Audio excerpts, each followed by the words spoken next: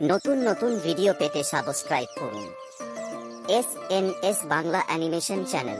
গল্প দুই শিয়ালের আবিষ্কার নতুন রোবট। পাহাড়ের ঘেরা সবুজ তৃণভূমির পাশে ছোট্ট একটি গ্রাম ছিল। সেই গ্রামে বাস করত ঘনিষ্ঠ দুই বন্ধু শিয়াল, যাদের নাম ছিল টমি আর টনি। তারা ছিল ভীষণ চালাক, তবে একটু আলসেমিও করত। সারাদিন শুধু খাওয়া দাওয়া আর ঘুরে বেড়ানো ছিল তাদের কাজ। একদিন টমি বলল, দেখ, এত কাজ করার কোনো মানে হয় না। বর্তমান হলো ডিজিটাল যুগ। এই ডিজিটাল যুগেও যদি আমাদের কাজ করে খেতে হয়, তাহলে তো এই পৃথিবীতে আমাদের থাকার কোনো মানে হয় না।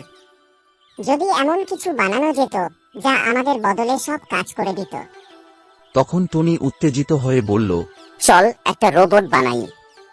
সে আমাদের জন্য খাবার আনবে, ঘর পরিষ্কার করবে, আর আমরা শুধু আরাম করব। তারা গ্রামের মানুষের ফেলে দেওয়া জিনিসপত্র জোগাড় করতে লাগল। পুরনো টিনের কৌটা, ভাঙা ফান, আর কিছু লোহা, আর কিছু তার তেল। দুজনে মিলে দিনরাত পরিশ্রম করে রোবট বানালো।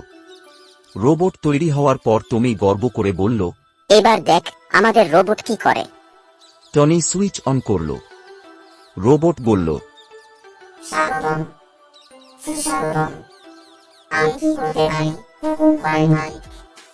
রোবটের কথা শুনে টমি তারা দুই বন্ধু খুব উচ্ছ্বাসিত হল এবং আনন্দ উপভোগ করল। বলল, আমাদের কাজ সাকসেস।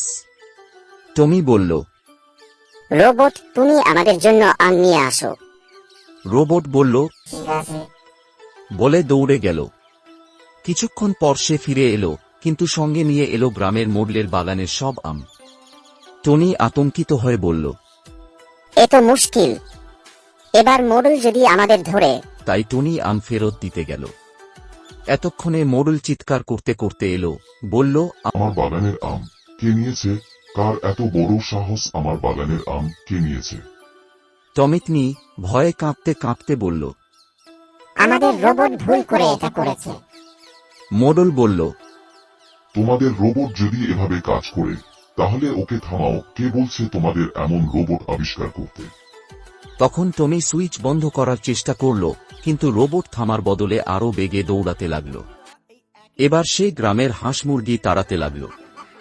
সব হাঁস মুরগি এদিক সেদিক ছুটতে শুরু করল। অবশেষে রোবট দৌড়াতে দৌড়াতে নিজে গিয়ে কাদার গর্তে পড়ে গেল এবং সব যন্ত্রপাতি বন্ধ হয়ে গেল। টমি বলল, টনি, মনে হয় আমাদের রোবট বানানোর আগে আরো পড়াশোনা করা উচিত ছিল। গ্রামের লোকেরা হেসে উঠে বলল, এবার তো বুঝেছ, চালাকি করতে গিয়ে নিজেরাই বিপদে পড়লে। সেদিনের পর থেকে টমিতনি ঠিক করল, তারা আগে ভালোভাবে কাজ শিখবে, তারপর কিছু বানাবে। গল্পের শিক্ষা: কোনো কিছু তৈরি করার আগে সে সম্পর্কে ভালোভাবে জানতে হবে এবং শিখতে হবে, তা না হলে এরকম বিপদে পড়তে হবে।